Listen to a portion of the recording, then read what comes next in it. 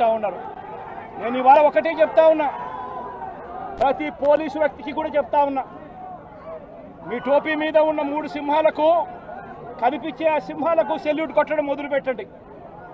Telugu Desam party నాయకులకు salute కొట్టడం మొదలుపెట్టి, వీళ్ళు చెప్పినట్టుగా చేయడం మొదలుపెట్టి, అన్యాయాలు చేయడం మొదలు పెడితే మాత్రం ఎల్లకాలము తెలుగుదేశం పార్టీ ప్రభుత్వమే ఉండదు అని చెప్పి ఇవాళ ప్రతి అధికారికి కూడా నేను తెలియజేస్తా ఉన్నా.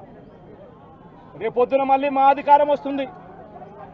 వచ్చినప్పుడు అన్యాయం చేసిన వీళ్ళందరినీ, వీళ్ళ అధికారులందరినీ, అన్యాయం చేసిన ఈ నాయకులందరినీ కూడా బట్టలు కూడా తీసి నిలబెడతామని చెప్పి కూడా ఈ సందర్భంగా తెలియజేస్తా ఉన్నాను. ఎవరిని వదిలిపెట్టేది ఉండదు. ఇదే వంశీని అరెస్ట్ చేసేటప్పుడు సిఐ అన్నాడట, నేను 1.5 సంవత్సరంలో రిటైర్ అయిపోతాను అని చెప్పి. రిటైర్ అయిపోయినా కూడా, సప్త సముద్రాల అవతల ఉన్నా కూడా మొత్తం అందరినీ కూడా పిలిపిస్తామని చెప్పి కూడా ఈ సందర్భంగా చెప్తా ఉన్నా. చట్టం ముందు నిలబడేట్టుగా చేస్తాం, బట్టలు ఊడదీస్తాం, న్యాయం జరిగేట్టుగా చేస్తాం అని ప్రతి ఒక్కరికి కూడా తెలియజేస్తా ఉన్నాం. ఈ మాదిరిగా అన్యాయం చేయడం మొదలు పెడితే మాత్రం ఖచ్చితంగా ప్రజలు, దేవుడు ఇద్దరు కూడా వీళ్ళను శిక్షించే కార్యక్రమం ఖచ్చితంగా జరుగుతుందని చెప్పి సందర్భంగా మరొక్కసారి వీళ్ళందరికీ కూడా చెప్తా ఉన్నా. అన్యాయంలో భాగస్వాములు కావద్దండి. మీ టోపీ మీద ఉన్న సింహాలను గౌరవించండి, వాటికి సెల్యూట్ కొట్టండి, మీ వ్యక్తిత్వాన్ని కాపాడుకోండి అని చెప్పి ఈ ప్రతి అధికారికి కూడా ఈ సందర్భంగా తెలియజేస్తా ఉన్నా. కొంతమంది లీడర్స్ని టార్గెట్ చేసి అరెస్ట్ చేస్తున్నారు.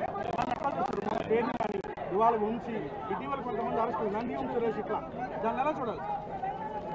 ప్రజాస్వామ్యం కూలిపోతా ఉంది అని చెప్పడానికి ఇవన్నీ నిదర్శనాలు. ప్రతి కేసు ఇల్లీగల్ కేసే. ప్రతి కేసులోనూ కూడా వీళ్ళే బెదిరిస్తూ ఉన్నారు, అవతలోడు బెదిరిస్తూ ఉన్నాడు అని చెప్పి వీళ్ళే కేసులు పెడతా ఉన్నారు. అసలు బెదిరించేది ఎవరిని బెదిరిస్తూ ఉన్నారు? ప్రతి విషయంలోనూ వీళ్ళే. పారిశ్రామికవేత్తలను వదలడం లేదు, రాజకీయ నాయకులను వదిలిపెట్టడం లేదు. ప్రతి ఒక్కరిని కూడా వీళ్ళే బెదిరిస్తూ ఉన్నారు, అవతలోడు బెదిరించినాడు అని చెప్పి మళ్ళీ ఎదురు కేసులు పెడతా ఉన్నారు. ఇవన్నీ ఊరికే పోవు, ఇవన్నీ కూడా మళ్ళీ వీళ్ళకి చుట్టుకుంటాయి. చుట్టుకున్నప్పుడు వీళ్ళ పరిస్థితి అతి దారుణంగా తయారవుతుంది అని మాత్రం ఖచ్చితంగా చెప్తా ఉన్నారు. రమ్మని అసెంబ్లీకి, వాళ్ళకి అసెంబ్లీకి వెళ్ళాలి, నా దాస్తోనే కదా ఎమ్మెల్యేలకి నెగ్గేది. రమ్మని అసెంబ్లీకి కూర్చోండి. అసెంబ్లీలో చంద్రబాబు నాయుడు గారు చెప్తారు, అందులో ఒకటి అబద్ధం అని కానీ, ఒకటి నిజం లేదని కానీ, ఏదైనా ఒకటి చెప్పమానండి దమ్ముంటే.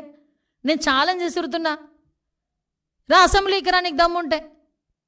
ఈరోజు నీ మీద నువ్వు ఇన్ని అబద్ధాలు మాట్లాడుతుంటే నేను ఒకటే అడుగుతున్నా, అక్కడ జగన్మోహన్ రెడ్డి అవనేయండి, వేరేవాడు ఎవడైనా అవనేయండి, గవర్నమెంట్ మీద తప్పుడు ఆరోపణలు చేస్తే కేసులు పెట్టడానికి కూడా వెనుకాడం, చట్టపరమైన చర్యలు తీసుకోవడానికి కూడా ఎట్టి పరిస్థితులను వెనుకాడం. ఎవడైనా సరే, అక్కడ జగన్మోహన్ రెడ్డి, పులివెందుల ఎమ్మెల్యే జగన్మోహన్ రెడ్డి ఉన్నాడా, సమ్ ఎక్స్ ఉన్నాడా మాకు అనవసరం. ఎందుకు ఒకటే చెప్తున్నా, RRR గారు ఉన్నారండి, రఘురామకృష్ణరాజు గారు, ఎందుకు ఆ రోజు నువ్వు తీసుకెళ్ళి కొట్టించి చంపించేద్దామని కూడా ఆలోచన చేసి రకరకాలైన విన్యాసాలు చేసి అతను తీసుకెళ్ళి అరెస్ట్ చేసావు? ఒక ఎంపీని, సిట్టింగ్ ఎంపీని. TV5 మూర్తి గారు ఉన్నారు, ఆయన మీద ఎందుకు రాజద్రోహం కేసు పెట్టావు? అసలు రాజద్రోహం కేసు అన్నదే లేదు. అసలు యాక్చువల్గా రాజద్రోహం కేసు అనేది నువ్వు చెప్పినట్టు, నువ్వు పెట్టినట్టు ఉంటే కనుక ఫస్ట్ ఈరోజు కేసు బుక్ చేయబోయేది రాజద్రోహం కేసు నీ మీదే ఫస్ట్ బుక్ చేయబోయేది. ఆ రోజు ప్రతి ఒక్కరి నోళ్ళు నొక్కి డిపార్ట్మెంట్ని తొత్తుల కింద వాడుకొని ఈరోజు తిరిగి చంద్రబాబు నాయుడు గారి మీద, ఎన్డీఏ కూటమి మీద బురద చల్లి, నేను గవర్నర్ దగ్గరికి వెళ్తాను, గవర్నర్ గారి దగ్గరికి ఇవన్నీ కాదు, నేను కొన్ని ఇస్తాను. నాగమ్మ హత్య కేసు గురించి ఏమైందో చెప్పు. నాగమ్మ ఫ్యామిలీ దగ్గరికి వెళ్ళగలిగావా? పులివెందెల్లో నాగమ్మని హత్య చేశారు. ఎందుకు? నీ కోట్లు వేసిందే కదా పాప నాగమ్మ. కనీసం ఇంటికైనా వెళ్ళగలిగావా? పోనీ సీఎం స్థాయిలో వెళ్ళలేకపోయావు, మరి మొన్ననే వెళ్ళలేకపోయావా? ఒక్కళ్ళ గురించి మాట్లాడలేక, ఒక్కళ్ళ గురించి ఏంటది దానికి కనికరం చూపించకుండా, కన్సర్న్ చూపించకుండా ఈరోజు రాజకీయంగా ఏదో రకంగా బురద చల్దామని నోటికి వచ్చినట్టు మాట్లాడుతున్నాం. మేము ఒకటే చెప్తున్నా, ఈరోజు గాంజా విషయంలో మొన్న మన వినుకొండ ఇష్యూలో కూడా వాళ్ళ ఎక్స్ఎమ్మెల్యే చెప్పాడు గంజాయి మత్తులో చంపాడని. ఈరోజు జరుగుతున్న ప్రతి ఇన్సిడెంట్కి వెనకాతల గంజా అన్నది బేస్ అయిపోయింది.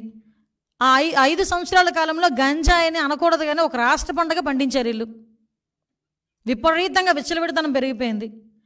ఒకసారి మొన్నప్పుడు బయటకు వచ్చి అంటాడు విషపు బీజాలు ఏదో సంథింగ్ విషపు బీజాలు నాటుతున్నారని ఏదో మాట్లాడాడు. అరే ఆల్రెడీ నువ్వు నాటేసావు విషపు బీజాలు. 5 సంవత్సరాలకి 5 సంవత్సరాల ముందే నువ్వు నాటేసావు విషపు బీజాలు లాస్ట్ 5 yearsలో. దాని తాలూకు అవశేషాలు ఇప్పుడు కొన్ని బయటపడుతున్నాయి. వైసీపీ నాయకులు, గత ముఖ్యమంత్రి ఆయన పోలీస్ అధికారులను బెదిరిస్తా ఉన్నారు. ఐపీఎస్ మన చిత్తూరు జిల్లా ఐపీఎస్ అధికారిని సుబ్బారెడ్డి గారిని మీరు ఎక్కడ సప్త సముద్రంలో మీరు వెళ్ళినా కానీ వెతికి పట్టుకుంటాం, డీజీపీ గారిని వదలం రిటైర్మెంట్ అయినా అని చెప్తా ఉన్నారు. నేను చెప్తా ఉన్నాను, వాళ్ళనే కాదు ఎవరైనా సరే మీరు అధికారులకి ఇలాంటి థ్రెట్స్ ఇచ్చి మీరు కనుక వాళ్ళ మీద చిన్న ఈగ వాలిన, వాళ్ళ మీద ఘాటు పడ్డా, చిన్న గీటు పడ్డా కూడా మీరే బాధ్యత వహించాల్సి వస్తుంది. దీన్ని సుమోటోగా కింద తీసుకుంటాం. ఇది నేను అధికారులు వాళ్ళకి కర్తవ్యాన్ని నిర్వర్తిస్తుంటే మీరు ఇలా బెదిరిస్తే అధికారులు ఎవరు బెదిరిపోరు. అలాగే అధికారులు చాలాసార్లు మమ్మల్ని ఇబ్బంది పెడుతున్నప్పుడు కూడా నేను ఇప్పుడు కూడా కూర్చోబెట్టి ఒత్తిడిని అర్థం చేసుకోగలం. కనీసం మీరు బాధ్యత గట్టిగా మాట్లాడాం, కానీ ఎక్కడ మేము కూర్చొని మేము అంతు చూస్తాం, మిమ్మల్ని ఇలా చేస్తాం నేను ఎప్పుడు మాట్లాడను. అలాంటిది ఒక ముఖ్యమంత్రి స్థానంలో కూర్చున్న వ్యక్తి, ఇప్పుడు మాజీ ముఖ్యమంత్రి అయినొచ్చు, కానీ మీకు బాధ్యత ఉంది. ఎవరైనా ఎమ్మెల్యే, మీరు ఎమ్మెల్యే, మీరు కూర్చోబెట్టి అధికారులని, ఐపీఎస్ అధికారులని, డీజీపీని వాళ్ళ కర్తవ్యాన్ని నిర్వర్తిస్తున్న అడ్డగొలిగేం చేయట్లా. దేని మీద మీరు కొరడా ఇప్పారు? ఇళ్లలో కూర్చొని మీరు కూర్చోబెట్టి ఇష్టారాజ్యంగా మీకు ఆడపిల్ల, మీరు అంటున్నారు రోడ్డు మీద ఆడపిల్లలకు సంరక్షణ లేదని. ఫస్ట్ మీరు దీన్ని ప్రారంభించింది ఎవరని ఎందుకు పెట్టిపోయారు? ఈ దేశంలో ఎప్పుడు కూడా, ఈ రాష్ట్రంలో ఎప్పుడు కూడా లేదు ఇంత పెట్టిపోవటం. నాయకులు గత ప్రభుత్వ నాయకులు ఇష్టారాజ్యంగా మాట్లాడారు ఒక్కొక్కళ్ళు. ఏది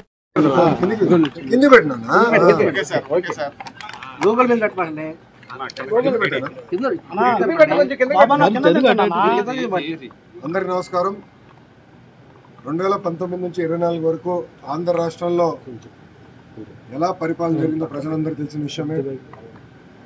ఆనాడు ప్రతిపక్ష నేత కానివ్వండి, ప్రజాప్రతినిధులు కానివ్వండి, ఇతర పార్టీ నాయకులు మేమందరం కూడా ప్రజల తరఫున ప్రజల సమస్యల పైన పోరాడాలని అడుగడుగునా మమ్మల్ని ఇబ్బంది పెడతాం జరిగింది. మమ్మల్ని రానిలేదు. ఏకంగా ప్రతిపక్ష నేతని ఇంటి నుంచి బయటికి రానికుండా గేటు కూడా ఆనాడు తాడి కట్టేస్తాం జరిగింది. మేము ప్రెస్ మీట్ లో గత ప్రభుత్వాన్ని నిలదీస్తే కావాలని మా పైన కేసులు పెడతాం కానివ్వండి, ఏకంగా మా పార్టీ ఆఫీస్ పైన దేవాలయంగా భావించి తెలుగుదేశం పార్టీ కేంద్ర కార్యాలయం పైన దాడి చేశారు, గన్నవరం పార్టీ ఆఫీస్ పైన దాడి చేశారు. ఇట్లా ప్రతిరోజు ఒకరిని జైలుకి తీసుకెళ్తాం, మా పైన దాడులు చేస్తాం. అదే జరిగింది. నేను ఆనాడు ప్రజలందరూ చెప్పాను, దాదాపు 90 బహిరంగ సభల్లో, యువగలం బహిరంగ సభల్లో ప్రజల ముందల ఎర్రబుక్ చూపించి ఏ అధికారులు వైకాపా నాయకులైతే చట్టాన్ని ఉల్లంఘించి ప్రజల్ని, తెలుగుదేశం పార్టీ కార్యకర్తలు ఇబ్బంది పెట్టారో న్యాయపరంగా వాళ్ళపైన చర్యలు తీసుకుంటా వాళ్ళని వదిలిపెట్టనని ఆనాడు హామీ జరిగింది. మొన్న కావాలని ఒక దళితుడిని కిడ్నాప్ చేసి కేసు విత్డ్రా చేయించారు ఇక్కడున్న మాజీ శాసనసభ్యుడు. ఆ కిడ్నాప్ కేసే ఈరోజు, ఆ కిడ్నాప్ వల్లనే ఈరోజు ఆయన జైలుకి వెళ్ళే పరిస్థితి. అన్ని వాస్తవాలు బయటికి వస్తాయి. మాకు దాంట్లో ఎలాంటి సందేహం లేదు. న్యాయబద్ధంగా అన్ని చర్యలు మేము తీసుకుంటాం. No questions. Sakshi, no questions. లేదా అధికారం వచ్చింది, నేను మోసం చేశాను కాబట్టి మా బాబాయిని చంపాను, లేకపోతే కోడికత్తిరి రామ వేశాను, నేను గెలిచిపోయాను, ఇంకా ఇదే చేస్తాను, నేను నిద్ర లేస్తే తప్పులు చెప్తాను, అబద్ధాలు మాట్లాడతాను, రాష్ట్రం నాశనం చేస్తాను, ఇంకా నాశనం చేస్తాను, ఎవడొస్తాడు చూస్తాను, వస్తే వాళ్ళ మీద పడిపోతాను, ఎవరన్నా రాస్తే వాళ్ళ ఇండస్ట్రీ పైన పడిపోతాను, వాళ్ళ వ్యాపారాల పైన పడిపోతాను, ఎవడన్నా విమర్శిస్తే వాడి మీద కేసులు పెట్టేస్తాను, ఏమైపోతాం అనుకుంటున్నారు. అందుకే విజ్ఞప్తి చేస్తున్న యువత, మేలుకో, లేకపోతే నీకు భవిష్యత్తు లేదు, నీ జీవితం అంధకారమే.